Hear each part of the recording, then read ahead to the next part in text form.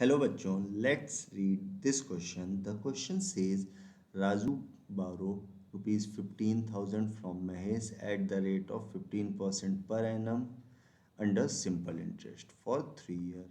Raju lends some part of money at 20% per annum at simple interest for 3 years and the remaining part at 12% per annum at simple interest for 3 years. If the interest received by Raju on the money lent is equal to the interest payable, then find the sum he lent at 20% simple interest. तो एक बात समझिए, एक person है राजू, उन्होंने क्या किया, महेश से 15,000 रुपये उधार लिए। किस रेट पे? 15% के रेट से 3 सालों के लिए। और कह रहा है इस पैसे को उसने क्या किया, कुछ पार्ट को 20% पे 3 साल के लिए उधार दे दिया और बचे पार्ट को 12% के रेट से 3 साल के लिए।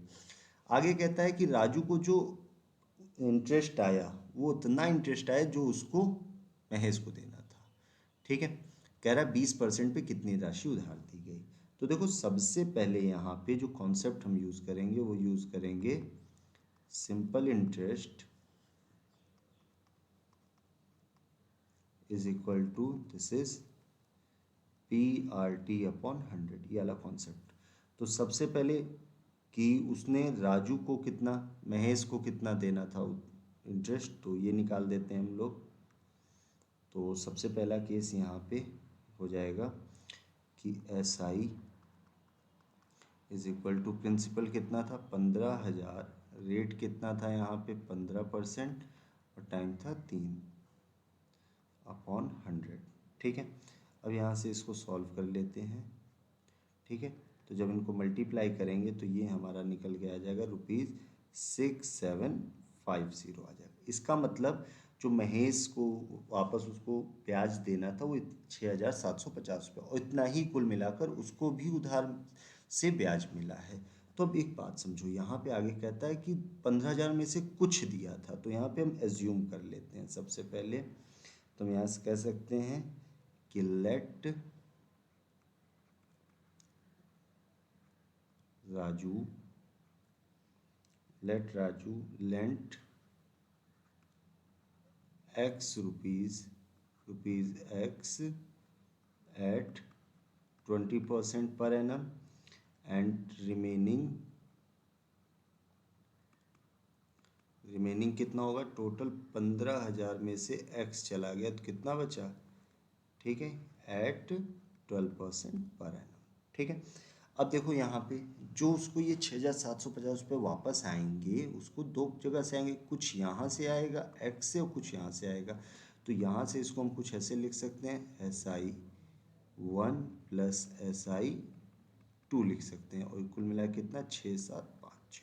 ठीक है, अब सारी वैल्यू यहाँ पे पुट कर देते हैं। देखो, X इंटू 20 के रेट से था 3 साल के लिए अपॉन 100, एंड ये रिमेनिंग कितना था 15,000 माइनस X इंटू ये कितना 12 इंटू 3/100, दिस इज 6750। इसको फर्दर सॉल्व करते हैं तो यहाँ से देखो इस चीज़ को हम लोग लिख सकते हैं 23 × 60x, तो यहाँ से आ जाएगा 60x/100 प्लस। ठीक है, अब यहाँ से देखो ये कितना होगा, 12×3=36 हो जाएगा। ठीक है, तो दिस इज 36, 15,000 माइनस X बटे में 100 इज इक्वल टू 6,750। ठीक है, अब देखो यहाँ पे जब इसको फर्दर लिखेंगे तो कुछ ऐसा लिख सकते हैं, ये हो जाएगा हमारा 60x plus 36 into 15,000 minus 36x, और ये हो जाएगा 6750 इंटू 100। ठीक है, अब एक बात समझो, यहाँ से 60 में से जब हम लोग 36 को घटाएंगे तो कितना आ जाएगा, ये 24x आ जाएगा। ठीक है, और यहाँ से 6750 एंड यहाँ से ये 100 था तो ये कुछ ऐसा लिख सकते हैं, 15 छक यहाँ पे आ जाएगा हमारे पास 90, कैरी किया 9, और 15×3=45, 45 और 9 कितना हो जाएगा 54 आ जाएगा।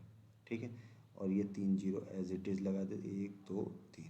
ठीक है, तो यहाँ से 24x, अब यहाँ सब्ट्रैक्ट कर देते हैं, 1230 तो ऐसे आ गया, और ये 5 आ जाएगा, 7 में से 4 गया 3, 6 में से 5 गया 1।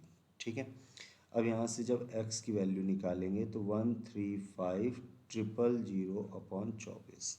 यहाँ से जब इसको डिवाइड करेंगे तो ये आ जाएगा x की वैल्यू 5625। तो जो हम 20% पे पैसा देने वाले हैं वो कितना देने वाले हैं, 5,625 रुपये। तो यहाँ से लिख सकते हैं 10 ही लेंट ₹5625 at 20% simple interest। ठीक है, so the final answer is ₹5625।